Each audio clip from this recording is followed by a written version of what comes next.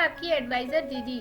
आज मैं आप लोगों को LIC की एजेंसी अगर आपकी टर्मिनेट हो गई है तो उसको कैसे आप चालू करा सकते हैं उसके बारे में मैं बताऊंगी, और क्या आपको रिन्यूअल कमीशन मिलेगा या नहीं मिलेगा और ये कैसे मिल सकता है उसके बारे में भी मैं आपको बताऊंगी। आगे हम जानेंगे कि ऐसी कौन कौन सी सिचुएशन है कि हम अपनी एजेंसी को रीइंस्टेट करा सकते हैं। उसके बाद हम जानेंगे कि कौन कौन सी सिचुएशन है जिसमें आप LIC की एजेंसी को रीइंस्टेट नहीं करा सकते हैं। उसके बाद हम ये भी जानेंगे कि आप कितनी बार अपनी LIC की एजेंसी को रीइंस्टेट करा सकते हैं, तथा बाद में मैं आपको रीअपॉइंटमेंट के बारे में भी बताऊंगी। तो चलिए सबसे पहले जानते हैं कि कौन कौन से ऐसे एजेंट हैं जो यहाँ पर रीइंस्टेट करा पाएंगे। तो यहाँ पर मिनिमम बिजनेस ना करने की वजह से या अपना टारगेट ना करने की वजह से टर्मिनेट हुए हैं, वह एजेंट यहाँ पर रीइंस्टेट करा सकते हैं अपनी एजेंसी को। और इसी के साथ अगर आपका लाइसेंस एक्सपायर हो चुका है तो भी आप अपनी LIC की एजेंसी को रीइंस्टेट करा सकते हैं। लेकिन आपको एक बात का विशेष ध्यान देना होगा कि अगर आपका टर्मिनेशन डेट 24 महीने कंप्लीट नहीं हुआ है तभी आप अपनी LIC की एजेंसी को बचा सकते हैं, वरना नहीं।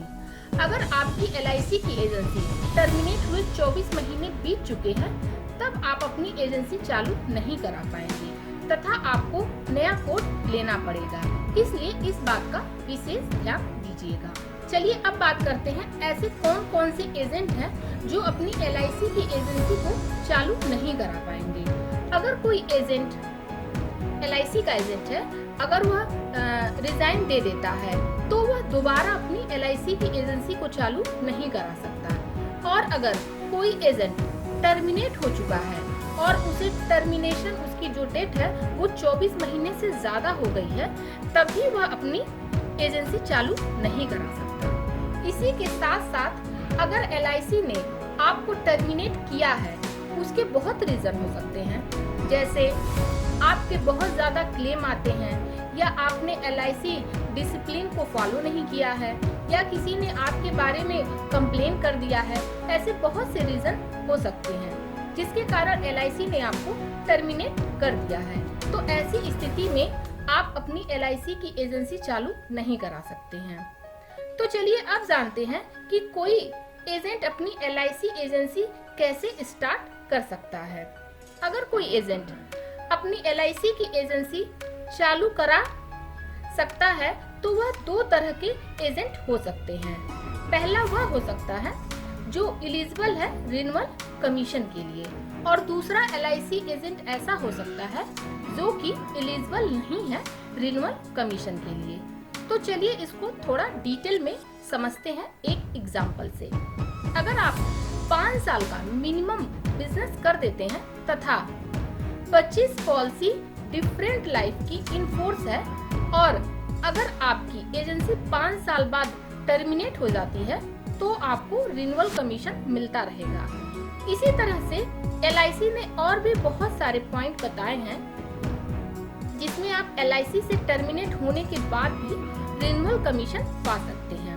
उसकी मैंने पहले ही वीडियो बना दी है जिसे आप देख सकते हैं, उसका लिंक मैंने डिस्क्रिप्शन बॉक्स में दे दिया है।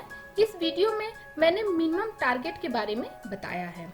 LIC ने 2 ऑप्शन दिए हैं कि आप एलिजिबल हैं रिन्यूअल कमीशन के लिए या फिर आप रिन्यूअल कमीशन के लिए एलिजिबल नहीं। रिन्यूअल कमीशन के लिए एलिजिबल नहीं है उनको LIC 4 मौका देती है, यानी कि आप अपनी LIC की एजेंसी को 4 बार चालू करा सकते हैं। ये मौका आपको तब तक दिया जाता है जब तक आप रिन्यूअल कमीशन के लिए एलिजिबल नहीं हो जाते हैं। अगर आप पहली बार अपनी एजेंसी को चालू करा रहे हैं और आपकी एजेंसी को टर्मिनेट हुए 12 महीने नहीं हुए हैं तो आपके जो भी ब्रांच इंचार्ज हैं उनको अथॉरिटी दी गई है कि वह आपकी एजेंसी को चालू कर सकते हैं। और अगर आप एजेंसी चालू करा रहे हैं और एजेंसी टर्मिनेशन होने के 12 महीने बाद और 24 महीने के अंदर जो भी आपके मार्केटिंग मैनेजर हैं उनको यह अथॉरिटी दी गई है कि वह आपकी एजेंसी चालू कर सकते हैं। उसके बाद यदि आप अपनी एजेंसी को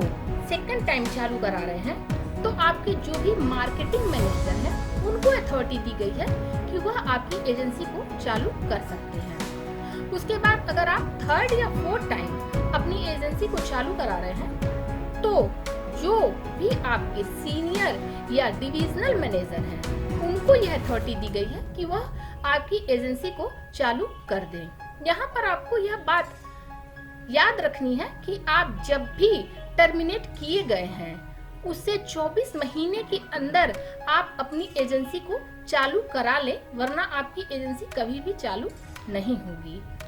तो आप अपनी एजेंसी को 4 बार चालू करा सकते हैं जब तक कि आप रिन्यूअल कमीशन के लिए एलिजिबल नहीं हो जाते।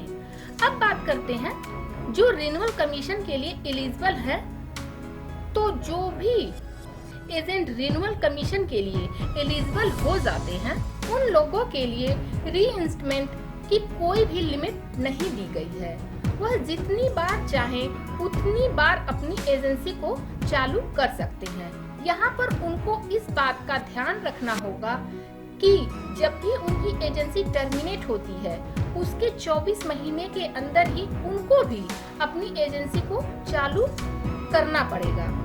अगर कोई एजेंट रिन्यूअल कमीशन के लिए एलिजिबल है और उसकी एजेंसी को 24 महीने से ज्यादा हो गया है तो वह एजेंट भी अपनी एजेंसी को चालू नहीं करा पाएगा। अगर आप अपनी एजेंसी को चालू करना चाहते हैं तो आपको क्या करना पड़ेगा, उसके लिए आपको एक एप्लीकेशन लिखना होगा तथा अपनी जो भी कॉम्पिटेंट अथॉरिटी है उनको आपको देना होगा तथा उनके साथ आपको 2 या 3 न्यू पॉलिसी करनी होगी। यह पॉलिसी कितनी करनी है यह अलग अलग ब्रांच का अपना अलग अलग नियम होता है।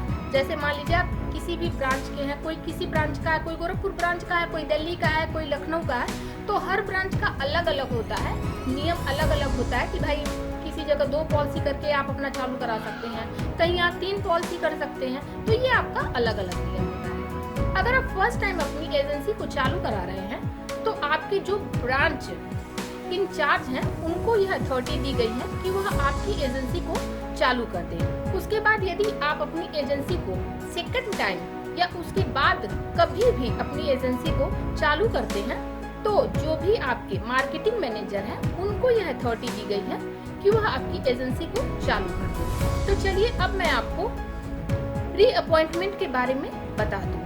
यदि किसी एजेंट ने LIC से रिजाइन कर दिया है या उसकी एजेंसी को टर्मिनेट हुए 24 महीने बीत चुके हैं तो वह दोबारा अपनी एजेंसी को चालू नहीं कर सकता है।